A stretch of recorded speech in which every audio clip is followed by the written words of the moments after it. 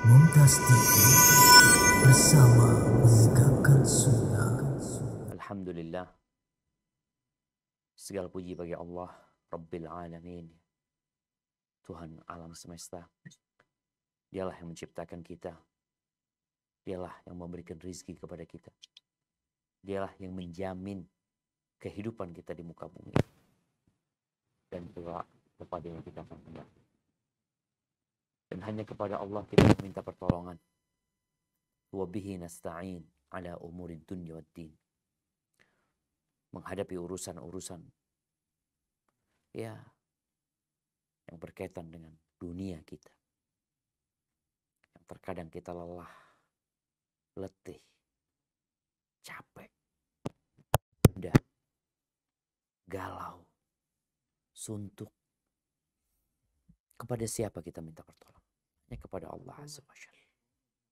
Nah, hanya kepada Allah. Karena yang susah jadi mudah. Yang mudah tidak akan dapat kita kerjakan kalau Allah tidak menghendakinya. Wassalatu wassalam ala khatamin nabiyyin wa imamil mursalin sayyidina wa maulana Muhammadin wa ala alihi wa ashabihi ajma'in. Amma ba'd. Jamaah rahimakumullah. Kembali kita berjumpa untuk mengkaji perjalanan hidup Nabi alaihissalam. Ya, kita mungkin tidak akan mengkaji secara panjang lebar karena kebanyakan umat Islam sudah pernah melewatin perjalanan hidup Nabi alaihissalam. Sehingga kajian kita ini sejatinya untuk menyegarkan ingatan kita. Kita pakai kitab Al-Mukhtasar fi Sirah Nabawiyah karya Syekh Musa bin Rashid Al-Azimi. Jadi memang sebuah ringkasan yang Anda lihat sangat menarik sekali ya untuk dikaji, sekedar mengingatkan bacaan kita, kajian kita yang dulu pernah kita lakukan. Ingat, tak kenal maka tak sayang. Terkadang kita kenal sama Nabi SAW di satu waktu karena kita mengkaji perjalanan hidupnya. Tapi dengan kesibukan urusan dunia kita, terkadang kita lupa sama beliau alaihissalam. Kita sampai ke pembahasan Isra Mi'raj. Bagaimana Nabi alaihissalam melihat berbagai macam hal-hal yang menakjubkan. Dan beliau melihat Al-Kautsar yang Allah berikan kepadanya. Bagaimana Nabi alaihissalam di langit itu melihat sungai yang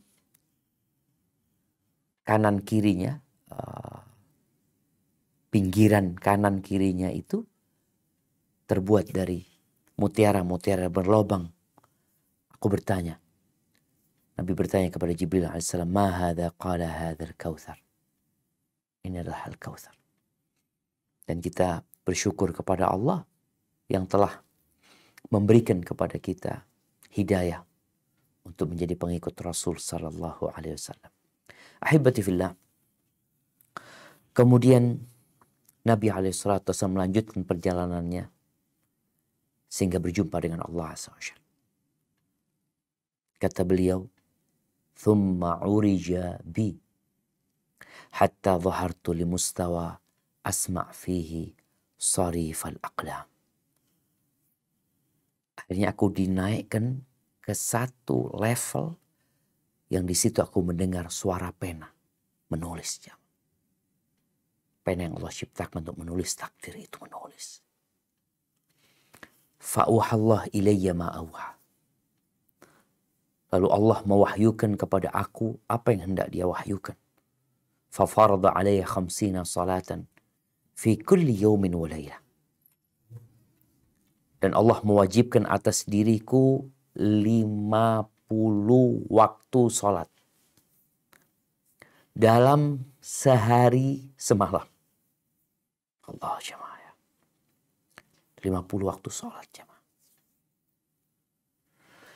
Fanazaltu ila Musa alaihissalam. Faqala ma farada rabbuka ala ummatik. Aku turun sampai menjumpai Nabi Musa alaihissalam di langit ke-6. Lalu dia bertanya kepada aku, apa yang Allah wajibkan atas umatmu? Aku berkata, khamsina salah. 50 waktu salat. Qala irji' ila rabbik fas'alhu takhfif. Kata Nabi Musa alaihissalam, engkau kembalilah kepada Tuhan. Kembalilah kepada Allah azza wa jalla. Mohonlah kepadanya keringanan. Fa inna ummataka la yutiquna dzalika. Umatmu gak akan mampu melakukan itu. Ya bisa dibayangin ya, sekarang yang 5 waktu aja banyak orang yang gak sholat. Muslim ngakunya. Gimana kalau 50 waktu sholat? 24 kalau sholatnya tiap setengah jam itu sudah 48 waktu sholat. Jadi ini benar-benar satu kewajiban yang berat. Maka Nabi Musa mengarahkan, memberikan usulan kepada Nabi SAW untuk meminta keringanan. Fa inni qad balatu bani Israel wa khabartum. Aku itu udah berpengalaman ya sama Bani Israel. Aku udah tahu mereka. Maka Nabi SAW kembali kepada Allah dan aku berkata, ya Rabbi, khaffif ala ummati. Aku berkata, wahai Rabbku, ringankan buat umatku. Minta keringanan. Fahatta anni khamsan. Jadi 45. Faraja'tu ila Musa. Faqultu hatta anni khamsan. Iya, dia kurangin 5 waktu. Maka Nabi Musa mengatakan kembali, inna ummataka la yutiquna dhalik. Umatmu gak akan mampu. Engkau kembali lagi minta keringanan. Falam azal arji' baina Rabbi tabaraka wa ta'ala wa baina Musa alaihissalam. Kata Nabi alaihissalam, aku tuh bolak-balik antara Allah, antara Rabbku dan Nabi Musa alaihissalam, hatta qala, sampai akhirnya Allah mengatakan. Jadi tatkala udah diringankan ya, dari yang 50 jadi 45, jadi 40, jadi terus diringanin sampai akhirnya tinggal 5. Maka Allah azza wa jalla mengatakan, ya Muhammad, innahunna khamsun. Innahunna khamsu salawatin kulla yawmin wa layla. Itu kewajibannya 5 waktu sehari semalam. Likulli salatin 10. Setiap salat itu ada 10 kebaikan. Khamsuna salatan. Fadzalika khamsuna salat. Itu jadinya 50 salat. Wa man hamma bihasanatin falam ya'malha. Barang siapa yang berkeinginan melakukan kebaikan, lalu dia tidak mengamalkannya, kutibat lahu hasanah, akan ditulis kebaikan buat dia, walaupun dia belum mengamalkannya. Udah niat nih, tapi nggak mengamalkannya. Fa in amilaha kutibat lahu 10. Kalau dia mengamalkannya ditulis 10. Wa man hamma bi sayi'atin falam ya'malha. Barang siapa yang berkeinginan melakukan kesalahan, dosa, kemudian dia tidak melakukannya, maka nggak akan ditulis buat dia apapun. Fa in amilaha kutibat sayi'atan wahidah. Kalau dia mengamalkannya akan ditulis 1 keburukan buat dia. Ahibbati fillah. Ini hadis diriwayatkan oleh Imam Al-Bukhari rahimahullahu taala. Rasulullah sallallahu alaihi wasallam ketika bawa yang 5 yang udah diringankan jadi 5, beliau turun lagi berjumpa dengan Nabi Musa alaihissalam. Nabi Musa mengatakan, engkau kembali minta keringanan. Maka kata Nabi SAW, qad raja'tu ila rabbi hatta stahyaitu min. Aku sudah bolak-balik minta keringanan sama Allah sampai aku malu. Ahibati fillah.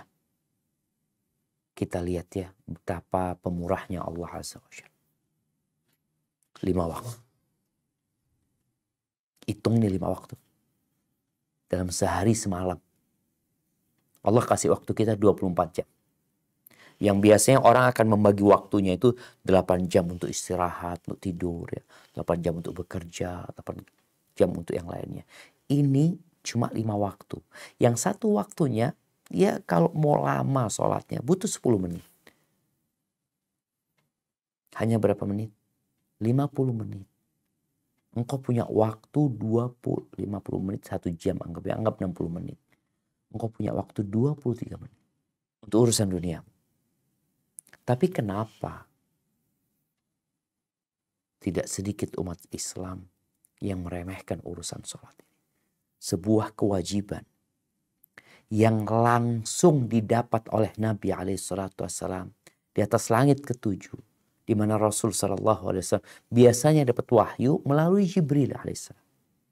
Kewajiban puasa turun ayatnya kepada Jibril alaihissalam. Kewajiban zakat, kewajiban haji, tapi untuk sholat beliau harus mengambil secara langsung perintah Allah Azza wa Jalla. Maka sholat itu yang membedakan kita sama orang kafir.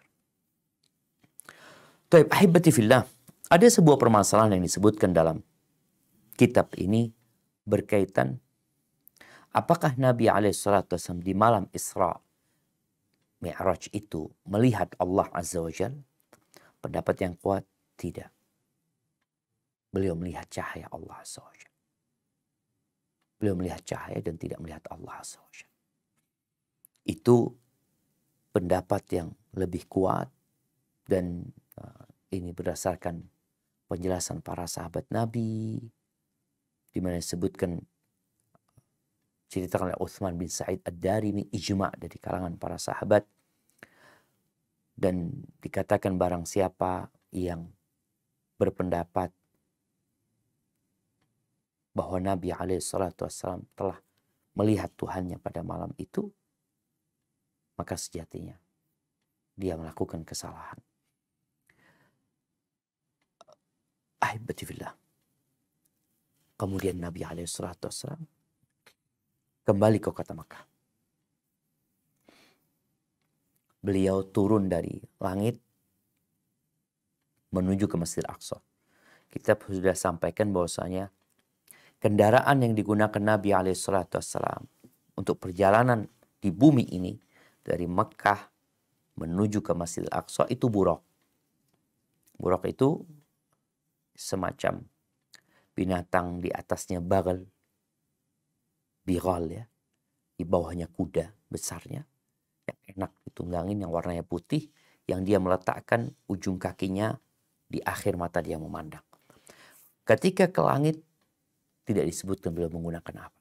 Jadi ada mi'raj, ada alat untuk naik ke atas, Allah, mungkin seperti lift atau apa. Beliau naik ke langit, kemudian beliau turun. Beliau turun ke Masjid Al-Aqsa. Wa'ada ila Makkah qabla subh.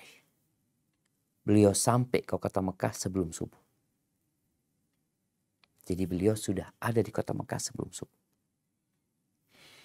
Diriwayatkan oleh Al-Imam Ahmad bin Hanbal rahimahullahu ta'ala dari Abdullah bin Abbas radhiyallahu anhuma bahwa Nabi berkata, Ibnu Abbas berkata, usriya bin Nabi SAW ila Baitul Maqdis.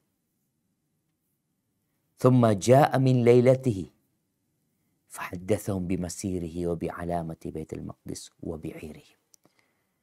Bahwa perjalanan Isra Nabi itu ke Baitul Maqdis 1 malam. Kemudian beliau menceritakan kepada penduduk Mekah tentang perjalanan beliau dan tanda-tanda yang beliau lihat. Beliau melihat Baitul Maqdis. Beliau juga berjumpa dengan kafilah onta kaum Quraisy. Ahibati fillah, bagaimana kiranya penduduk Mekah di saat mereka memerangi dakwah Nabi SAW ya, setelah Nabi pulang dari Taif, itu kan semakin kencang pendustaan dan penindasan yang dilakukan oleh penduduk Mekah. Gimana mereka mendapatkan berita bahwa Nabi SAW telah Isra dan Mi'raj. Ibnu Abbas radhiyallahu ta'ala anhuma meriwayatkan dari Nabi SAW. Lamma kana lailatu, beliau mengatakan bahwa Nabi SAW bersabda, Di malam Isra Mi'raj itu, pagi harinya aku sudah sampai kota Mekah. Ya, ini sebelum subuh tadi disebutkan. Fadhi'tu bi amri wa araftu anna an-nas mukadzibi. Nabi cemas tentang urusan ini. Karena beliau tahu orang-orang itu akan mendustakan beliau. Karena secara logika mereka memang nggak masuk. Tapi kalau bicara kekuasaan Allah Azza wa Jalla, apa yang nggak mungkin buat Allah Azza wa Jalla? Kata Nabi SAW, wa araftu anna an-nas mukadzibi, aku tahu orang-orang akan mendustakanku. Akhirnya Nabi SAW duduk menyendiri. Tampak kesedihan di wajah beliau. Alaihi salatu wassalam. Tahu-tahu berjalanlah melewatin beliau musuh Allah, yakni Abu Jahal. Akhirnya Abu Jahal ini duduk di dekat Nabi SAW. Lalu berkata Abu Jahal dengan ucapan yang penuh ledekan dan penghinaan. Hal kana min syai', ada apa nih? Ada apa ini engkau? Maka kata Nabi SAW, na'am, ada sesuatu. Apa? Kata Abu Jahal. Kata Nabi SAW, inni usriya biyal layla. Aku tadi malam habis diberangkatkan di sebuah perjalanan malam hari. Kata Abu Jahal, ila ain? Kemana? Qala Rasulullah sallallahu alaihi wasallam, ila Baitul Maqdis. Ke Baitul Maqdis. Abu Jahal tanya lagi nih. Asbahta baina dhahra naina.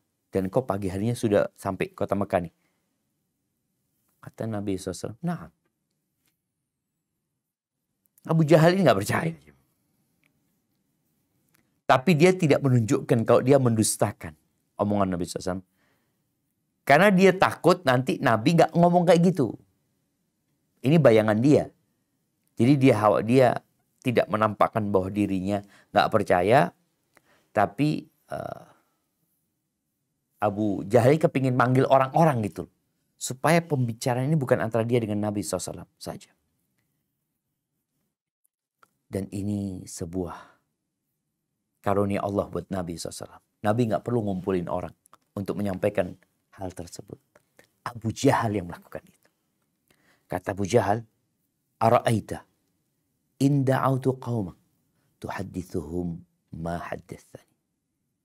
Gimana menurutmu kalau aku panggil orang-orang ini, aku kumpulkan, engkau nanti akan ceritakan apa yang telah engkau ceritakan kepada aku.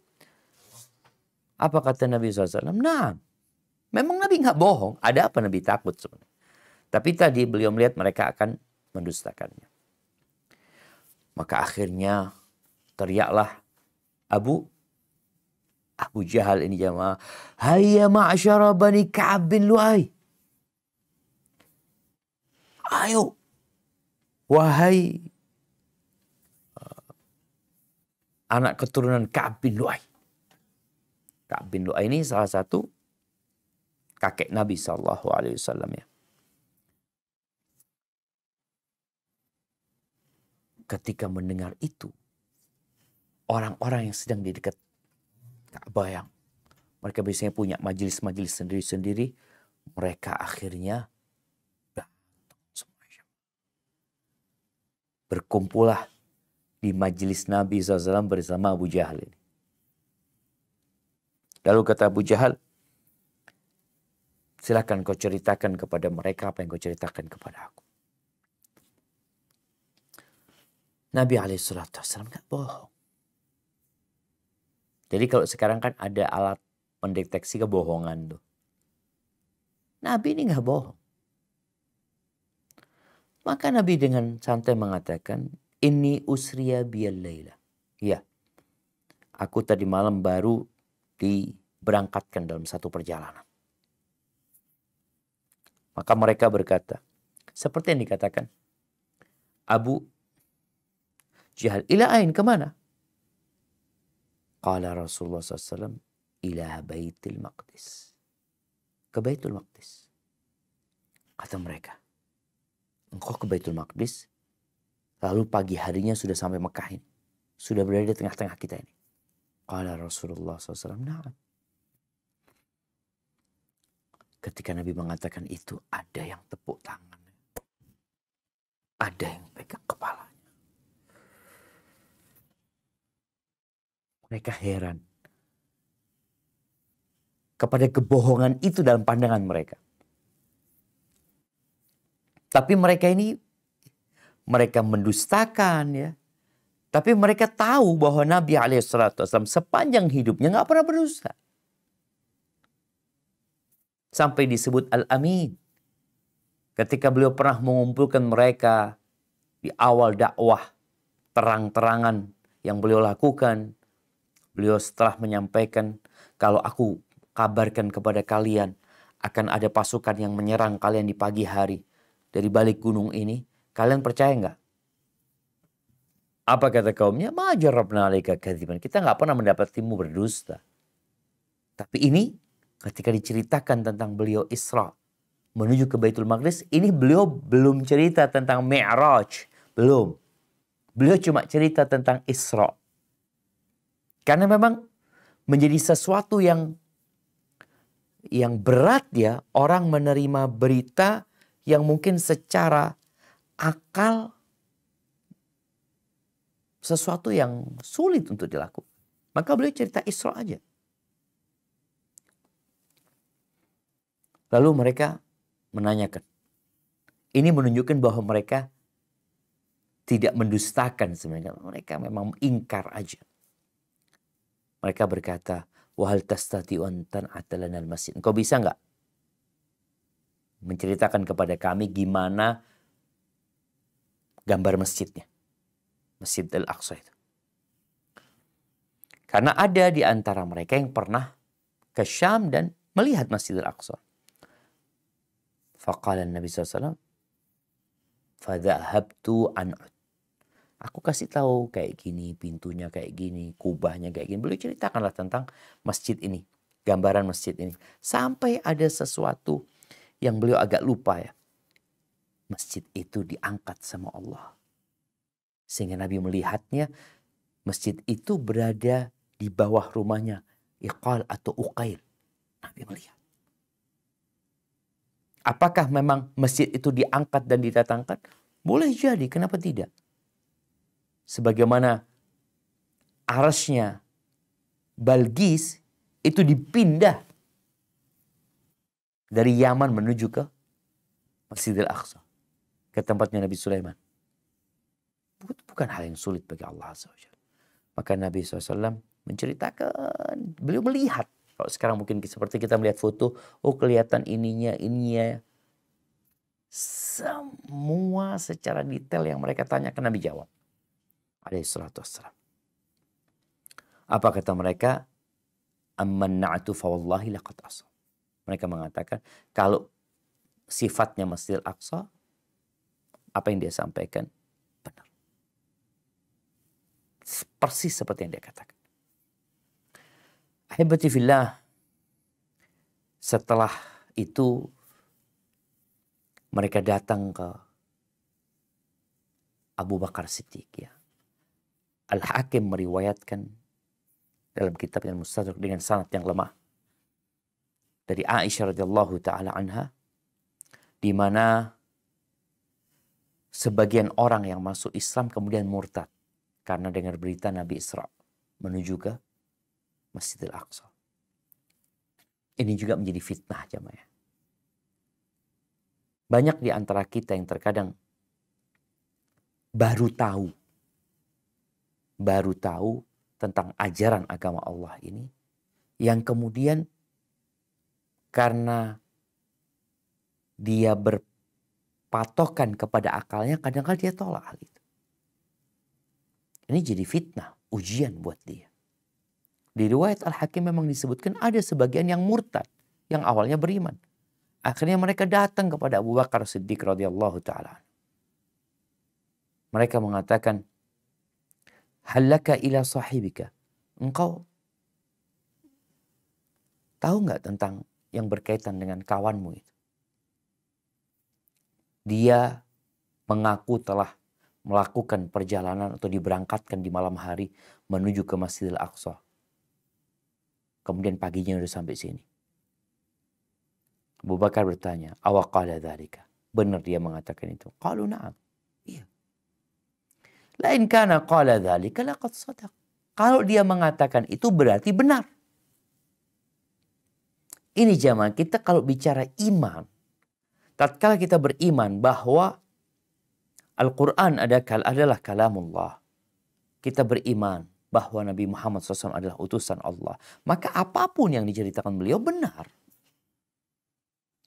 Maka Abu Bakar mengatakan, la in kana qala dzalika, kalau benar dia mengatakan itu, dia benar. Mengatakan, wa tusaddiqu, engkau percaya bahwa dia berangkat semalam ke Baitul Maqdis, kemudian pagi harinya sudah di sini. Ini perjalanan 1 bulan biasanya mereka kalau dagang. Apa katanya Abu Bakar? Aku itu percaya dengan jarak yang lebih dari itu, lebih jauh dari itu.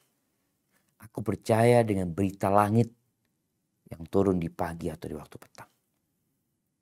Maka sejak itu disebutlah Abu Bakar dengan Abu Bakar As-Siddiq. Sebagaimana Al-Imam At-Tahawi menegaskan hal itu. Karena beliau termasuk orang yang pertama kali percaya. Mendahuluin yang lainnya. Artinya para sahabat Nabi semua percaya dengan cerita itu ya. Mereka orang-orang yang beriman ya. Kita tahu bagaimana Ali bin Abi Thalib, ada Utsman bin Affan, Abdurrahman bin Auf, ya, Umar bin Khattab, mereka percaya. Tapi Abu Bakar menjadi orang yang mendahului mereka, menegaskan bahwa apa yang terjadi itu adalah sebuah kebenaran. Ahibati fillah, ada beberapa riwayat lain yang berkaitan dengan pulangnya Nabi SAW dari perjalanan malam itu. Ketika mereka mendustakan ya, Nabi SAW, Nabi mengatakan kepada mereka, inna min ayati ma aqulu lakum. Ini diriwayatkan oleh Al-Baihaqi dengan sanad yang sahih. Sesungguhnya termasuk bukti bahwa apa yang aku katakan kepada kalian adalah benar. Aku itu melewatin kafilah dagang milik kalian. Di tempat ini dan ini. Mereka kehilangan 1 ekor onta. Akhirnya onta itu ditemukan oleh fulan. Dan sesungguhnya perjalanan mereka akan singgah di tempat ini, kemudian di tempat ini, dan mereka akan sampai di kota Mekah ini pada hari ini dan ini. Dan yang awal akan masuk ke kota Mekah adalah onta yang warnanya coklat, yang ada pelananya warnanya hitam, yang membawa 2 karung di kanan kirinya, biasanya ditaruh di onta itu. Orang-orang Mekah jadi tegang jemaah. Mereka nunggu hari yang disebutkan Nabi SAW. Akhirnya ketika datang hari itu, orang pada keluar ya. Hampir masuk waktu zuhur waktu itu. Datang itu kafilah dagangnya orang-orang Quraisy. Dan betul yang di depan mereka adalah onta yang disebutkan oleh Nabi SAW. Tapi apakah mereka percaya? Ya nggak percaya. Ahibati fillah, Al-Hafidh Ibnu Katsir, beliau menyebutkan, pada malam itu Nabi SAW melihat hal-hal yang menakjubkan. Yang kalau dilihat oleh sebagian manusia, mereka akan mungkin kehilangan akal mereka. Tapi Nabi SAW tenang. Dan beliau juga tidak menceritakan hal itu secara langsung kepada kaum. Karena dikhawatirkan mereka belum siap untuk menerima cerita tersebut. Maka beliau memulai dengan menceritakan bahwa beliau baru datang dari Baitul Maqdis saja.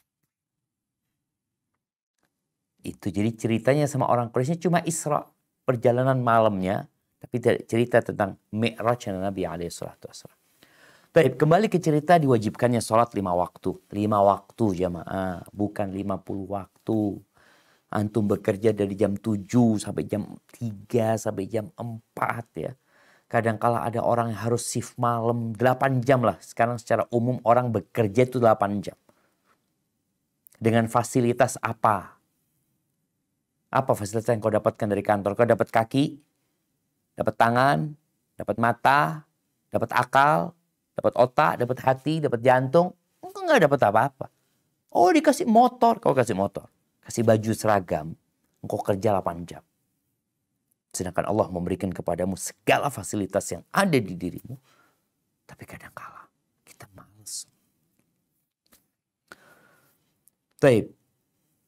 Al-Imam Al-Qurtubi rahimahullahu ta'ala menyebutkan bahwa Jibril, tanpa ada perselisihan di antara para ulama, Jibril itu di pagi hari itu datang, turun untuk mengajarkan kepada Nabi waktu-waktu sholat. Turunnya kapan?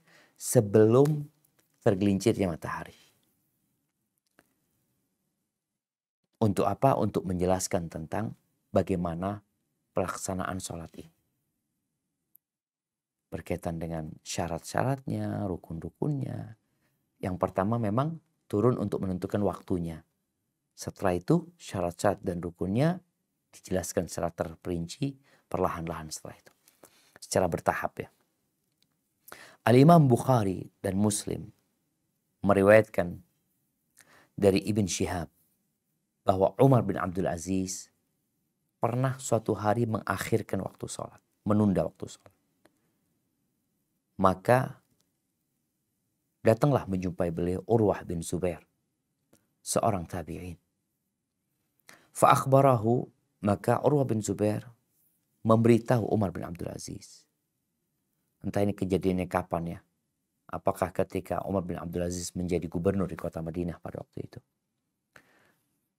Akhirnya Urwah ngasih tahu. Ini cara memberi nasihat ya.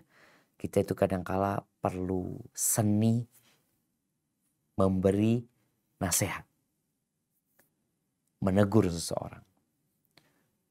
Urwah memberitahu Umar bin Abdul Aziz bahwa Al-Mughirah bin Syu'bah, ini seorang sahabat Nabi, pernah dia mengakhirkan, menunda waktu sholat suatu hari di Irak sana. Di riwayat ini dikatakan di Kufah, tepatnya Abdullah bin Mas'ud radhiyallahu taala anhu. Akhirnya masuklah menjumpai beliau Abu Mas'ud Al-Ansari. Maka dia tanya kepada Mughirah, "Ma hadza ya Mughirah? Ada apa ini Mughirah? Alaysa qad alimta anna Jibril sallallahu wasallamu alaihi nazala fa shalla?" Bukankah engkau sudah tahu bahwa malaikat Jibril itu turun. Kemudian dia sholat. Dan Nabi pun sholat. Kemudian dia sholat lagi. Dan Nabi juga sholat. Kemudian sholat lagi dan Nabi sholat. Kemudian sholat lagi dan Nabi sholat. Kemudian sholat lagi. Kemudian Nabi ikut sholat. 5 waktu nih. Zuhur, maghrib, zuhur, asar, maghrib, isya dan subuh. Thumma qala bihadza umirtu. Kemudian beliau berkata dengan seperti yang aku diperintahkan. Artinya Urwah bin Zubair memberitahu Umar bin Abdul Aziz dengan meriwayatkan hadis. Ini bukan dari aku gitu loh. Ini pernah ada kejadian seperti engkau. Maka kemudian beliau menyebutkan cerita itu. Jadi kita kadang-kadang ngasih tahu orang itu nggak harus kamu itu harus seperti ini nggak. Kita kasih tahu ada kejadian seperti ini agar dia ambil pelajaran sendiri. Al-Imam Ahmad bin Hanbal dalam kitabnya Al-Musnad ya, meriwayatkan dari Jabir bin Abdullah Al-Ansari radhiyallahu taala anhuma, dia berkata, Datanglah malaikat Jibril kepada Nabi SAW ketika matahari tergelincir di hari setelah beliau Isra. Faqala qum ya Muhammad fasallit dhuhr. Muhammad, bangkit, salat zuhur. Maka salatlah Nabi zuhur ketika matahari tergelincir. Kemudian dapat berapa waktu setelah bayangan seseorang itu seperti sebesar orang itu, maka Jibril datang lagi mengatakan, qum ya Muhammad fasallil asar. Bangkit Muhammad, salat asar. Maka Nabi Muhammad salat asar. Kemudian ditunggu berapa waktu, ketika matahari terbenam, Jibril mengatakan lagi, qum fasallil maghrib. Engkau salat maghrib. Jadi salat maghrib ketika matahari sudah terbenam. Udah habis tuh, nggak kelihatan mataharinya. Thumma makatha hatta dhahaba syafaq. Kemudian sampai mega-mega merah itu hilang, datang lagi Jibril mengatakan, qum fasal isya. Bangun kau salat isya. Salatlah isya. Kemudian Jibril datang lagi ketika fajar terbit. Lalu mengatakan, qum ya Muhammad fasalli. Muhammad bangkit, salat. Beliau salat subuh. Ini hari pertama tadi. Tapi lanjut di hari selanjutnya Jibril datang lagi. Di waktu zuhur, cuma beliau datang, kalau waktu zuhur kan ketika matahari tergelincir di hari pertama. Di hari kedua datangnya ketika bayangan seseorang sama dengan dirinya. Lalu mengatakan bangkit salat zuhur. Kemudian salat zuhur Nabi SAW. Lalu ketika bayangan orang itu double, 2 kali lipat dia, Jibril datang mengatakan, qum ya Muhammad fasallil asar. Bangkit Muhammad, engkau laksanakan salat asar. Jadi salat asarnya di akhir waktu, salat zuhurnya di akhir waktu. Kalau salat maghrib datang lagi seperti yang kemarin.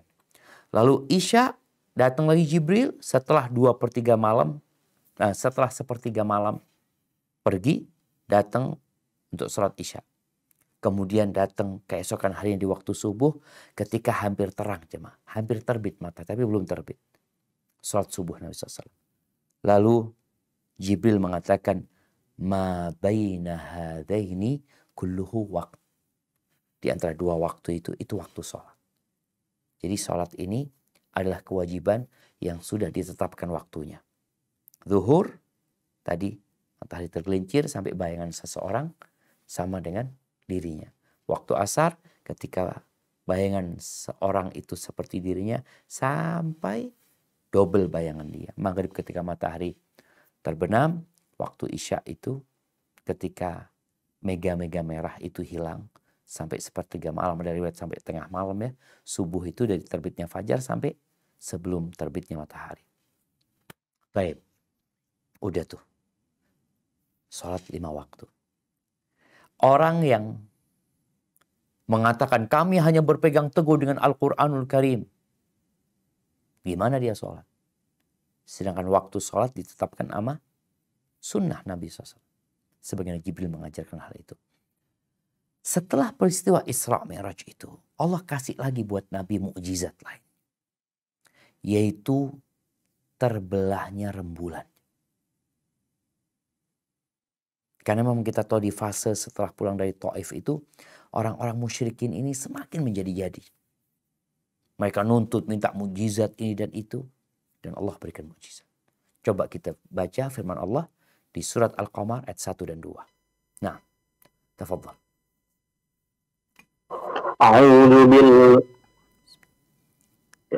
A'udzu billahi minasy syaithanir rajim. Bismillahirrahmanirrahim. Iqtarabatis sa'atu wa syaqqal qamar. Wa iyaraw ayatan yu'ridu wa yaqulu sihrum mustamir. Saat hari kiamat semakin dekat, bulan pun terbelah. Dan jika mereka orang-orang musyrikin melihat suatu tanda mukjizat, mereka berpaling dan berkata, ini adalah sihir yang terus-menerus. Subhanallah jemaah. Al-Imam Ibnu Katsir menyebutkan ini adalah perkara yang disepakati di antara para ulama. Bahwa terbelahnya rembulan telah terjadi di masa hidup Nabi SAW. Dan itu salah satu mukjizat beliau yang besar. melebihi mukjizat-mukjizat para nabi yang lalu. Bulan terbelah. Al-Imam Bukhari dan Muslim meriwayatkan dari Anas bin Malik radhiyallahu ta'ala anhu, dia berkata, "Inna ahla Makkah sa'alu Rasulullah SAW an yuriyahum ayah." Penduduk Mekah itu meminta kepada Nabi SAW untuk ditunjukkan kepada mereka tanda-tanda kebesaran Allah, tanda-tanda kebenaran beliau sebagai utusan Allah. Fa'arahumul qamar syiqqain. Maka beliau menampakkan kepada mereka bulan itu terbelah jadi dua. Hatta ra'au hira'an bainahum. Sampai gunung Jabal Nur, yang Jabal Hira itu, Jabal Nur itu ada di tengah antara dua belahan apa? Rembulan. Terbelah gitu. Tapi memang kata Allah Azza wa Jalla, wa in yarau kulla ayatin. Mereka kalau melihat tanda kebesaran Allah apa saja, mereka berpaling. Mereka akan mengatakan itu adalah sihir yang nyata. Mereka nggak beriman jemaah. Mereka minta tanda kebesaran Allah, dikasih tanda kebenaran beliau, dikasih, tapi mereka tetap nggak beriman. Di Musnad At-Tayalisi diriwayatkan dari Abdullah bin Mas'ud radhiyallahu taala anhu bahwa tatkala bulan itu terbelah di masa Nabi SAW, orang-orang Quraisy mengatakan, "Hadza sihru ibn Abi Kabsyah." Ini sihirnya putranya Abu Kabsyah. Ini Nabi Muhammad SAW. Akhirnya kata mereka, untuk membuktikan itu benar apa enggak, sihir atau tidak, "Intadhiru ma ya'tikum bihi sufar." Coba kita tunggu nih. Kita tunggu apa yang akan dikatakan oleh para musafir. Fa inna Muhammadan la yastati an yashar nas kullahum. Muhammad nggak akan bisa menyihir semua orang. Karena mereka bayangannya ini hanya sihir mata. Sehingga orang melihat sesuatu tidak dalam wujud aslinya. Ini sihir mata kata mereka. Dan Muhammad tidak akan dapat menyihir semua orang. Akhirnya ditunggulah orang-orang yang datang dari perjalanan jamaah.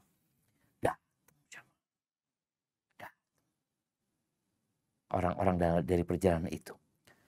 Faqalu dzalik, ditanya, gimana kalian? Tadi ya, kami melihat bulan itu terbelah. Apakah kemudian mereka beriman? Wa in yarau ayatan. Wa in yarau ayatan yu'ridu wa yaqulu sihrun mustamir. Kalau mereka melihat tanda-tanda keesaan Allah, tanda-tanda kebenaran Nabi Muhammad SAW, mereka berpaling dan mereka mengatakan ini sihir yang terus-terusan, mereka sihir. Ya udah, tugas beliau cuma menyampaikan agama Allah ini, mengajak orang-orang kepada Allah, minta bukti, dikasih bukti. Kadang-kala orang ini minta bukti karena dia ingin apa ya? Ingin menunjukkan kelemahan orang tersebut. Tatkala benar yang beliau katakan, mereka tetap tidak beriman. Fir'aun minta bukti kebenaran Nabi Musa alaihissalam. Dilemparkan tongkatnya jadi ular. Percaya nggak percaya? Sihir, oke sihir. Buktikan. Datangkan tukang sihir. Datang tukang sihir. Dilemparkan tongkatnya Nabi Musa. Dimakan semua tali dan tongkat-tongkat mereka. Beriman ini, penyihir-penyihir ini. Apa kata Fir'aun? Oh ini guru penyihir kalian. Allahu Akbar. Pokoknya itu orang-orang kafir. Ya, mereka ngeyel. Udah Nabi SAW akhirnya beliau merubah strategi beliau. Yang awalnya mendakwain orang Mekah saja, beliau sekarang lebih fokus kepada kabilah-kabilah yang datang ke kota Mekah. Yang mereka datang melaksanakan umrah, melaksanakan haji. Beliau akhirnya menawarkan diri kepada mereka. Cerita Ibnu Ishaq ya. Ketika Nabi SAW pulang dari Taif ke Mekah, beliau melihat kaumnya semakin menjadi-jadi, menolak beliau, menindas beliau.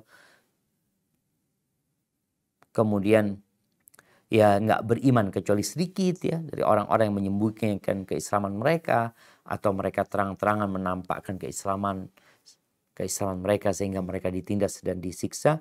Akhirnya Nabi SAW menawarkan diri beliau kepada kabilah-kabilah yang datang di musim haji. Jadi musim haji itu biasanya orang, kan bulan haji itu 3 bulan. Bulan apa? Syawal, Dzulqa'dah, Dzulhijjah. Udah mulai itu berdatangan kabilah-kabilah bangsa Arab dari berbagai penjuru dunia ke kota Makkah Al-Mukarramah, dari berbagai penjuru jazirah Arab pada waktu itu. Beliau menyampaikan kepada mereka bahwa beliau adalah Nabi utusan Allah Azza wa Jalla, mengajak mereka untuk beriman dan meminta kepada mereka untuk menolong Nabi SAW, memberikan perlindungan kepada Nabi SAW. Hatta yubayin anillah ma ba'athahu bihi, sampai beliau dapat menyampaikan agama Allah ini. Beliau datang, ya, disebutkan oleh Jabir bin Abdullah bahwa Nabi SAW 10 tahun itu di kota Mekah, beliau mendatangi tempat singgahnya orang-orang. Di pasar Uqad, di Mijannah, di tenda-tenda mereka ketika di Mina. Lalu beliau mengatakan kepada mereka, man yu'wini, siapa yang akan melindungiku, yakni membawa beliau ke negerinya atau melindungi beliau sampai hatta uballigha risalata rabbi walahul jannah, sampai aku dapat menyampaikan risalah Tuhanku ini, maka dia akan masuk surga. Nabi SAW datang ke kabilah ini di Mina. Kan semua kabilah kayak sekarang, ya. Kalau sekarang orang haji itu kan tendanya beda-beda. Ini tenda untuk jemaah haji Indonesia, tenda-tenda untuk jemaah haji Pakistan, jemaah haji Malaysia. Di masa itu semua kabilah juga kumpul, ya. Orang yang datang dari Yaman, ya udah di sana mereka tendanya. Yang datang dari Irak mungkin punya tenda sendiri. Yang datang dari Riyadh, ya, mereka punya. Datang dari Medina, punya tempat kumpul sendiri. Disitulah Nabi SAW menawarkan diri kepada mereka. Ala rajulun yahmiluni ila qaumi. Adakah orang yang mau membawaku ke kaumnya? Fa inna Quraisyan qad mana'uni an uballigha kalam Rabbi. Karena orang-orang Quraisy ini menghalangiku untuk menyampaikan firman Tuhan. Ada yang masuk Islam, ketika beliau mendakwain mereka di tenda-tenda mereka, ya. Salah satunya adalah ini dari kota Madinah, Iyas bin Mu'ad al-Ashhali. Iyas bin Mu'ad al-Ashhali. Imam Ahmad meriwayatkan, ya, dari saudaranya Bani Abdul Ashhal, an Mahmud bin Labid, saudaranya Bani Abdul Ashhal. Qala, dia berkata, ketika datang Abul Haisar Anas bin Rafi' ke kota Mekah, bersama beliau ada beberapa pemuda dari Bani Abdul Ashhal. Di antara yang ikut dalam kelompok itu adalah Iyas bin Mu'ad radhiyallahu ta'ala anhu. Mereka ini dari kalangan orang-orang Khazraj. Mereka sedang ingin membuat perjanjian, persekutuan dengan orang-orang Quraisy. Ketika Nabi dengar, mereka datang karena kita tahu Khazraj dan Aus ini perang terus, jamaah, di kota Mekah. Mereka cari sekutu agar dapat melawan orang-orang Khazraj. Berarti mereka dari Aus. Memperkuat posisi mereka, kedudukan mereka dalam melawan sebenarnya perang saudara. Ketika Nabi mendengar mereka datang ke kota Madinah, maka beliau mendatangi mereka. Ini seorang pendakwah itu semangat, ya, untuk menyampaikan agama Allah. Didatangin mereka, akhirnya beliau duduk berdakwah. Beliau mengatakan, halakum ila khairin mimma ji'tum lahu. Kalian mau nggak menuju ke sesuatu yang lebih baik daripada yang kalian tujukan? Kalian datang dengan tujuan itu, mencari persekutuannya. Qalu wa madza? Apa itu yang kau tawarkan? Kata Nabi SAW, Ana Rasulullah sallallahu alaihi wasallam. Aku adalah utusan Allah. Ba'athani ilal ibad. Ad'uuhum ila an ya'budullah wa la yushriku bihi syai'an. Aku diutus untuk mengajak mereka agar mereka beribadah kepada Allah saja dan tidak melakukan kesyirikan dengan sesuatu apapun. Wa unzila alayya kitab. Dan diturunkan kepada aku kitab, yakni Al-Quran. Lalu beliau menjelaskan kepada mereka tentang Islam, membacakan kepada mereka Al-Quran. Iyas bin Mu'ad, dia masih muda belia aja. Ketika dia menyimak dengan seksama, lalu dia mengatakan, Ay qaum, hadha wallahi khairun mimma ji'tum lahu. Wahai kaumku, ini demi Allah lebih baik daripada apa yang kita niatkan datang ke sini. Abul Haisar yang menjadi Amir Safar pada waktu itu, dia mengambil segenggam tanah ya, atau kerikil, dia lemparkan wajahnya Iyas bin Mu'ad dengan kerikil tersebut. Lalu Abu Iyas mengatakan, Abul Haisar mengatakan, Da'na minka. Fala amri laqad ji'na li ghairiha. Afwan, dia mungkin mengatakan, tinggalkan kami katanya. Bukan ini urusan kami datang kemari. Akhirnya, Iyas diam. Apalagi setelah dilempar dengan segenggam kerikil itu ya. Rasulullah SAW udah meninggalkan mereka. Mereka pun akhirnya balik ke kota Madinah. Lalu terjadi peristiwa Bu'ath, perang antara Aus dan Khazraj. Akhirnya Iyas ini termasuk yang meninggal ya. Mahmud ibn Labi yang menceritakan hadis ini, dia mengatakan, aku dapat berita pada saat kematian Iyas, mereka terus mendengar Iyas ini. Sebelum meninggal mengatakan, La ilaha illallah. Dia bertakbir, dia bertahmid, dia bertasbih. Sampai dia meninggal dunia. Mereka yakin bahwasanya Iyas mati dalam kondisi Islam. Dan memang betul ketika dia mendengar Nabi menjelaskan Islam, dia langsung mengatakan kepada kaum, ini loh yang lebih baik daripada tujuan kalian datang mencari persekongkolan atau persekutuan dengan orang-orang Quraisy. Alhamdulillah. Semoga Allah Azza wa Jalla menetapkan kita di atas agamanya. Islam sudah mulai didengar di orang-orang Ansar. Insya Allah kita akan lanjutkan bagaimana cerita, karena Iyas meninggal dunia ya, ketika perang Bu'ath itu. Kita akan menjelaskan atau kita akan membaca penjelasan tentang bagaimana akhirnya Islam ini diterima oleh orang-orang Madinah. Dan Nabi SAW hijrah ke kota Madinah. Setelah beliau 13 tahun sallallahu alaihi wasallam berjuang menyampaikan agama Allah ini di kota Mekah. Barakallahu fiik. Itu mungkin yang dapat kita kaji pada kesempatan kali ini. Insyaallah kita lanjutkan pada perjumpaan yang akan datang. Mungkin kita masuk ke sesi tanya jawab. Anda kembalikan ke moderator. Jazakumullah khair. Baik Bang Dedat, tafadhol. Masya Allah. Jazakumullah khair. Barakallahu fikum Ustaz. Terobati rasanya kangen setelah 2 tahun ini, dan Allah memberikan kesempatan untuk bisa mengambil ilmu siang hari ini bersama Ustaz. Ini, iya Ustaz, Masya Allah. Ini ada beberapa pertanyaan Ustaz. Afwan ikhwafillah, ini yang bertanya akan kita kirimkan 15 buku zikir pagi dan petang. Yang bagi yang menuliskan alamat yang lengkap.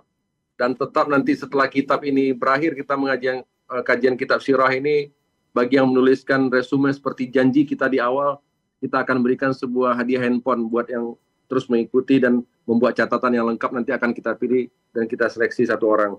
Masya Allah. Kayaknya teman-teman di studio tertarik ini Bang. Oh itu beda, nanti itu spesial Ustaz.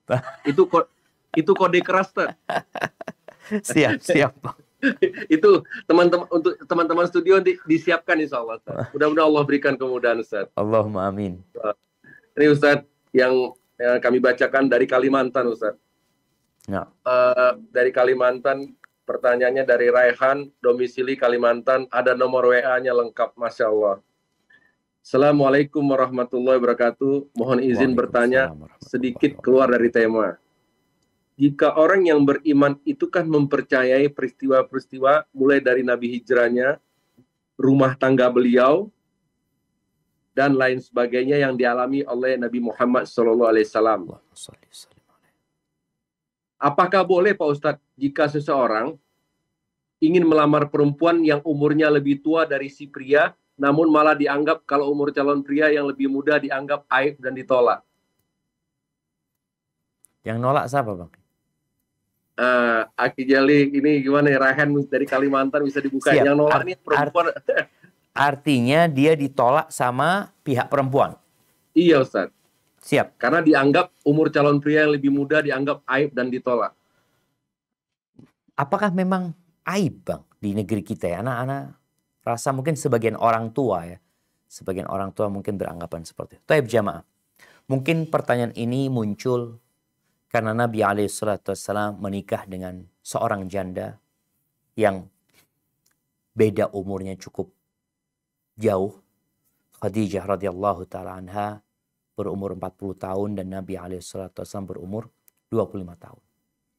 Ketahuilah bahwasanya ketika seorang menikah, hendaklah dia menitik beratkan kepada agama dan akhlak seseorang. Bukan masalah umur, bukan masalah harta atau kecantikan. Karena Nabi SAW, beliau memberikan arahan kepada para sahabatnya tatkala mengatakan wanita itu dinikahin karena 4 perkara. Karena kekayaannya, karena hartanya, karena cantiknya, karena nasabnya, dan karena agamanya. Fadfar bidzati din taribat yadak. Maka beruntunglah engkau mendapatkan perempuan yang agamanya baik. Engkau akan selamat. Maka kalau tadi dia melamar seorang wanita yang lebih tua, kemudian dianggap aib, boleh jadi orang ini memang agamanya nggak terlalu baik. Atau boleh jadi mungkin mereka tidak melihat di dirimu ada kemapanan ya untuk menjadi seorang suami. Dari sisi umpamanya ilmu ya, kedewasaan, boleh jadi itu menjadi pertimbangan mereka. Tapi kalau mereka mengatakan aib ya, wallahu alam, ana nggak tahu. Tapi yang jelas ketika engkau melamar seseorang, kemudian mereka menolak, engkau jangan patah hati. Mungkin memang wanita itu tidak pantas buat engkau. Mungkin Allah sediakan bagi engkau wanita lain yang akan lebih baik yang dapat mendampingi hidupmu. Dan kita sebagai seorang laki-laki juga ya jangan cengeng ya. Ketika kita ditolak oleh seseorang ya mati 1 tumbuh 1000. Ada banyak perempuan lain. Dan sekali lagi seorang ketika menikah tolong kriterianya seperti yang diarahkan Nabi SAW. Apabila engkau ingin beruntung. Tapi kalau enggak ya terserah karena hidup ini pilihan buat engkau. Enggak aku mau cari yang cantik walaupun agamanya enggak terlalu bagus. Yang penting dia cantik, nanti aku bisa perbaiki dia. Biasanya orang-orang yang seperti ini banyak mendapatkan penderitaan. Karena ternyata yang dia anggap dapat dia perbaiki malahan ya merusak kondisi dia sendiri. Hadza wallahu a'lam bissawab. Masya Allah. Syukran, jazakumullah khair, barakallahu fikum Ustaz. Mudah-mudahan diberikan pendamping penyejuk hati, penerang iman Ustaz. Allahumma amin. Ini dari Aki Sofyan yang kemarin riding ke itu tuh Ustaz, daurahnya Ustaz, kita di Malang Ustaz. Jadi bikers dia nih Ustaz. Yang dari Jakarta sampai Malang tuh Bang? Ada yang dari Jakarta sama. Ini yang dari ini Ustaz. Enggak. Itu anak tuh Ustaz. Nah, kayaknya sama abang kan dia kan berdua. Iya. Ya, nggak dari Jakarta itu Bang. Iya Ustaz. Dia bertanya di sela-sela pekerjaannya masih menyimak kajiannya Ustaz nih Ustaz. Masya Allah. Padahal ini lagi bersidang dia nih. Masya Allah. Dia bertanya Aki Sofyan nih, yang Ustaz tanya antum sebenarnya BSI atau bukan, pakai baju nggak pakai baju BSI. Astagfirullahaladzim. Ini yang Ustaz tanya waktu itu. Siap. Pertanyaannya, afwan Ustaz, di hari pertama dan kedua, apakah diajarkan juga jumlah rakaatnya? zuhur 4 rakaat, asar 4 rakaat, dan barakallahu fikum. Semoga Allah senantiasa menjaga Ustadz. Masya Allah, barakallahu fiik. Naam jamaah, jadi setelah turunnya kewajiban sholat tersebut, Jibril datang, maka kemudian dijelaskan secara lengkap. Sebelumnya Nabi udah sholat, jadi sebelum Isra Mi'raj itu mereka udah ada sholat. Sholatnya dua-dua mereka. Dengan waktu yang tidak ditetapkan, boleh jadi waktunya pagi dan petang saja. Atau ada sholat malam yang Nabi SAW sholat di surat Al-Muzammil ya. Yes, Ya ayyuhal muzammil qumil laila illa qalila. Adapun yang berkaitan dengan 5 waktu ini, sejak turunnya Jibril itu sudah disebutkan rakaatnya. Jadi udah lengkap sholat zuhur 4 rakaat, asar 4 rakaat, maghrib 3 rakaat, isya 4 rakaat, dan subuh 2 rakaat. Jadi insya Allah setelah kejadian Isra Mi'raj itu sholatnya seperti yang kita lakukan sekarang, hanya saja kiblatnya masih menghadap ke Masjidil Aqsa. Kiblatnya. Jadi subhanallah, kenapa Isra-nya dari Masjidil Aqsa? Memang pada waktu itu kiblatnya ke Masjidil Aqsa. Hanya saja ketika Nabi SAW berada di kota Mekah, beliau itu bisa sholat menghadap ke Masjidil Aqsa, dalam posisi di hadapan beliau itu Ka'bah. Karena Ka'bahnya kan kotak, tinggal di mana arah Masjidil Aqsa, di bagian itu Nabi sholat. Jadi seperti itu insya Allah. Allahu a'lam bishawab. Nah. Masya Allah. Semoga Allah mudahkan kita terus. Ikhwan fillah, nanti mohon maaf ya, ini karena perbedaan waktu kita antara Jakarta dan Jember yang berbeda, mungkin sholatnya di sana lebih cepat di Jember, jadi mungkin tidak bisa kita bacakan semua pertanyaannya nanti. Dan Ustadz juga perlu istirahat juga, karena belum istirahat dari pagi, mungkin ngajar ya Ustadz ya. Barakallahu fikum. Ini Ustadz, ada pertanyaan lagi.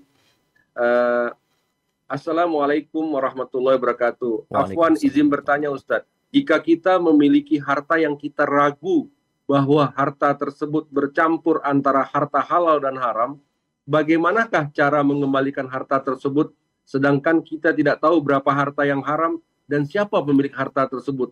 Dan bolehkah bersedekah sebagai bentuk pengembalian harta yang tidak jelas?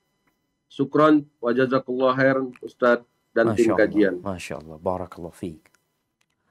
Ijam, alhamdulillah ya, ana bergembira sekali ya tatkala mendengar pertanyaan seperti ini.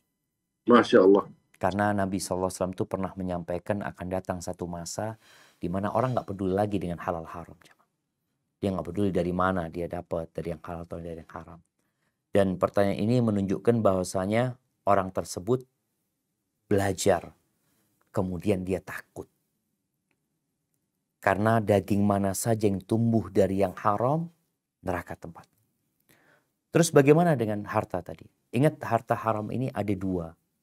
Yang pertama, harta haram, harta yang didapat dengan cara yang haram, dengan cara yang tidak benar, tapi saling ridho di antara mereka. Seperti orang main judi, itu ridho di antara mereka biasanya. Riba pun seperti itu, mereka memberi dengan keridhaan. Yang kedua, harta haram yang dia merampas milik orang lain, mengambil milik yang orang lain. Artinya orang lain itu nggak ridho.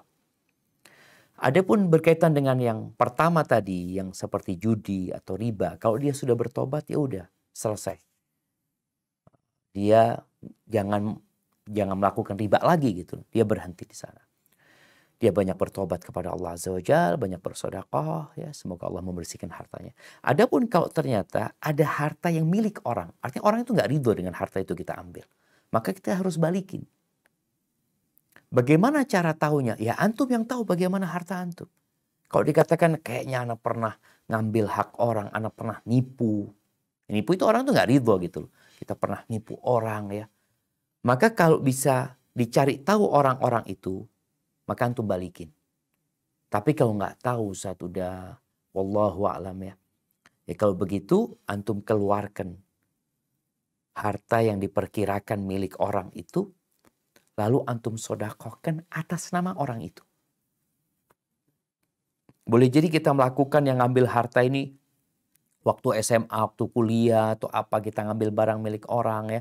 Seperti orang yang merampas atau pungli ya, pungutan-pungutan seperti itu. Maka kalau antum bisa ketemu orang itu balikin. Sekarang mungkin ada grup SMA, grup kuliah, antum harus cari tahu. Karena pada hari kiamat orang itu akan tahu sama antum. Dia akan nuntut antum. Maka kalau memang nggak ketahuan, kira-kira berapa itu disedekahkan atas nama orang itu. Kalau suatu hari antum ketemu sama orang itu, maka antum sampaikan, syuf ana dulu pernah utang nggak bayar ya. Atau ana pernah ngambil barang antum. Antum mungkin nggak tahu ya. Dan ana sudah sedekahkan gitu atas nama antum. Kalau dia ridha, alhamdulillah. Kalau dia anda sekarang butuh fulus gitu, ya udah antum berikan kepada dia sejumlah uang itu yang sedekahnya jadi milik antum. Hadza wallahu a'lam bissawab. Masya Allah, jazakumullah khair. Ustadz, ini ada pertanyaan. Saya ingin bertanya Ustadz, kitab yang digunakan judulnya apa ya Ustadz? Apakah sudah ada terjemahannya gitu? Subhanallah jamaah. Ya, ini kitabnya semoga ada terjemahannya. Karena kitab ini ringkas sekali. Dan beliau punya buku yang lebih besar namanya Al-Lu'lu'ul Maknun fi Sirati An-Nabil Maimun ya. Al-Lu'lu'ul Maknun fi Sirati An-Nabil Ma'mun. Itu kitabnya 5 jilid kalau nggak salah. Kemudian beliau ringkas dengan judul Al-Mukhtasar fi Siratin Nabawiyah. Al-Mukhtasar fi Siratin Nabawiyah. Artinya ringkasan di perjalanan hidup Nabi SAW, karya Syekh Musa bin Rashid Al-Azimi. Syekh Musa bin Rashid Al-Azimi. Barakallahu fikum. Wafikum, syukran jazakallah. Mungkin nanti Ana minta sama Aki Zugas nanti Ustaz. Iya, nanti bisa dikasih PDF-nya ya. Mungkin teman-teman juga Ustaz bisa mengupload PDF-nya sehingga bisa di-download sama teman-teman, Bang. Syukran jazakumullah khair Ustaz. Karena berbeda katanya kita. Ternyata ini pertanyaan, tadi itu ada pertanyaan pribadi dari moderator, nanti tanya sendiri langsung ke Ustaz. Masya Allah. Nih banyak sekali pertanyaannya, mungkin tidak bisa semuanya kita jawab ya. Ustadz, bagaimana, izin bertanya Ustadz, bagaimana sholat wanita yang sedang safar? Bagaimana kalau safarnya mukim? Syukran jazakumullah khair dari Parepare, asal Parepare. Masya Allah, barakallahu fiik. Naam jamaah, subhanallah, sholat ini sebuah kewajiban yang tidak akan gugur kecuali tatkala akal kita sudah tidak bersama kita. Dalam kondisi perang pun tetap sholat para sahabat Nabi. Ada yang sholat dalam kondisi jalan para sahabat Nabi SAW ya. Dalam kondisi sakit pun tetap diwajibkan sholat ya. Hanya mungkin ada keringanan. Dan dalam kondisi safar pun tetap wajib sholat. Kalau sholatnya wanita bagaimana? Ya tadi sebenarnya sama aja dengan sholatnya para lelaki. Seorang musafir itu ada keringanan dispensasi yaitu qashar. Qashar itu dipendekkan sholatnya. Ketika sholatnya dipendekkan, nggak harus dijamak. Sholat zuhur ya di waktu zuhur. Nanti sholat asar di waktu asar. Tapi jamak itu dispensasi yang bukan hanya untuk musafir. Tapi karena kondisi. Hujan, kita jamak. Sholat di masjidnya dijamak ya. Zuhur sama asar umpamanya. Karena kalau jamak harus balik lagi sholat asar ditakutkan memberatkan mereka. Maghrib isya seperti itu. Jadi kalau kondisinya mau dijamak silahkan karena lelah, capek seorang musafir boleh dijamak. Bagaimana kalau dia sudah mukim? Seperti umpamanya anak santriwati ya yang dia dari Parepare sekolahnya di Jember umpamanya. Kuliah di Jember. Ketika sampai Jember dia hitungannya sudah mukim karena dia memang niat tinggal di Jember itu untuk kuliah. Maka hukumnya sudah bukan musafir lagi.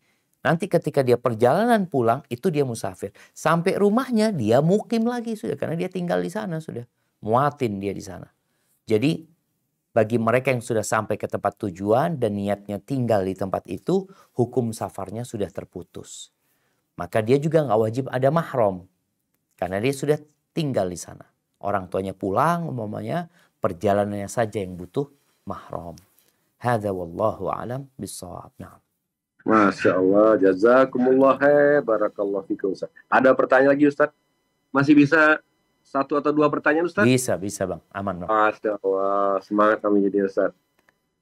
Nih, Assalamualaikum warahmatullahi wabarakatuh. Waalaikumsalam warahmatullahi wabarakatuh. Semoga Allah selalu merahmati Pak Ustadz dan keluarga-keluarga. Udah 2 sekarang keluarga-keluarga katanya Ustaz. Masya Allah.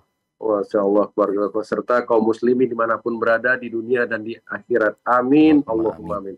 Pak Ustadz, afwan izin bertanya. Keluarga saya mengadakan pertemuan keluarga sebulan sekali dengan tujuan silaturahim. Dengan agenda di dalamnya ada arisan, makan-makan dari hasil arisan tersebut. Iuran untuk sedekah kepada anak yatim dan yasinan.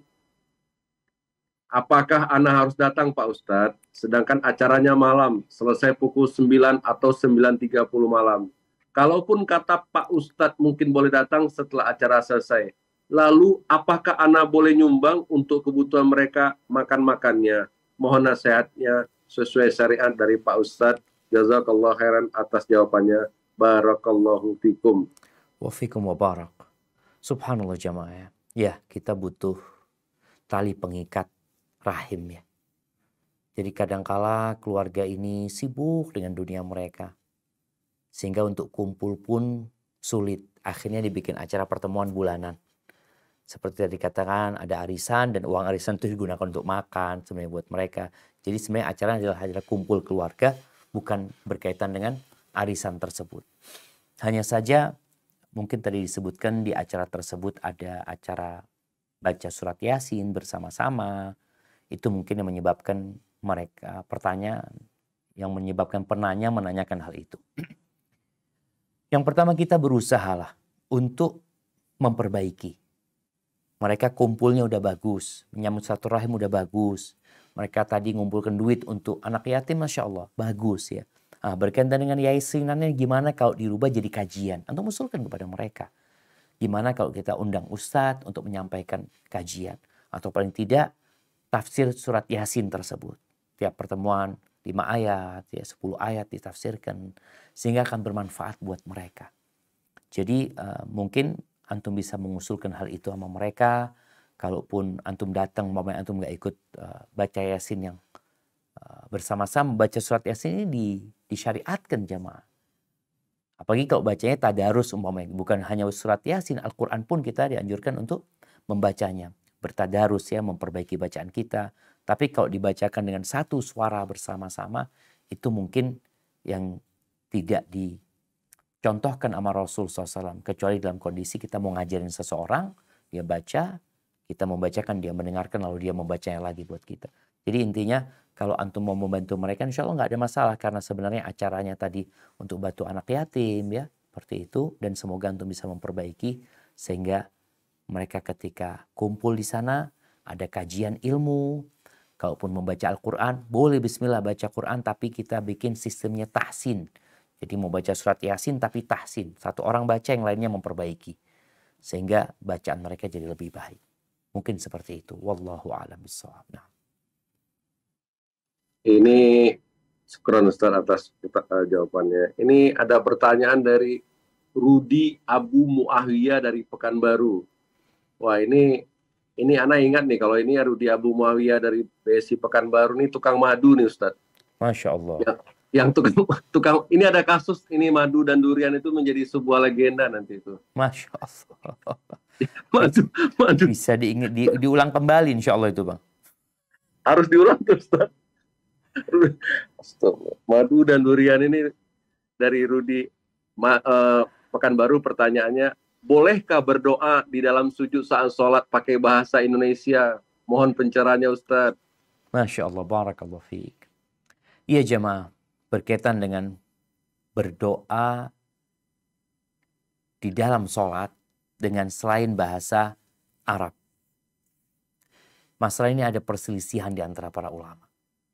Memang kalau bicara yang lebih aman itu ya pakai bahasa Arab, pakai doa yang diajarkan Nabi SAW. Dan waktu sujud juga kadang-kala nggak lama kalau kita jadi makmum. Jadi kita membutuhkan doa yang singkat, ringkas tapi mencakup. Memohon ampunan kepada Allah Azza wa Jalla. Memohon rahmatnya, memohon kebaikan dunia dan akhirat ya ketika sujud. Karena waktunya memang nggak panjang kalau kita jadi makmum tadi. Tapi Ana melihat setelah menimbang perselisihan yang terjadi di antara para ulama ya tentang membaca doa dengan selain bahasa Arab.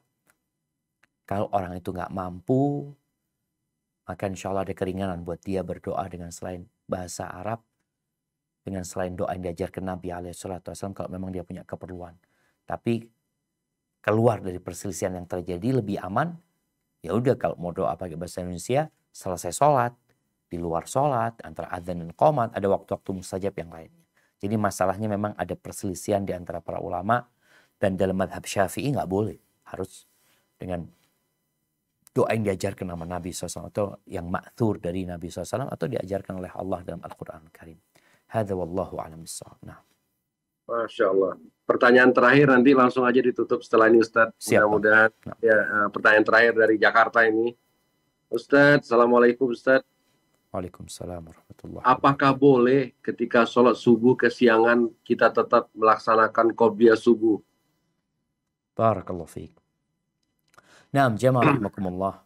Kita tahu qobliyah subuh ini termasuk sholat sunnah yang hampir tidak pernah ditinggalkan oleh Nabi alaihi salatu wassalam. Masya Allah. Baik ketika beliau safar, beliau tetap menjalankan 2 rakaat sebelum subuh. Yang kata beliau alaihi salatu wassalam, rakaat al-fajri khairun minad dunya wa ma fiha. 2 rakaat fajar ini lebih baik dari dunia dan isinya. Subhanallah ya. Subhanallah.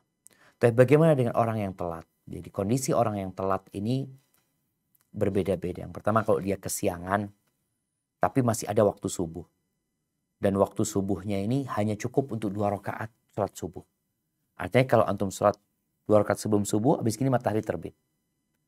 Maka antum sholat 2 rakaat. Sholat subuh saja.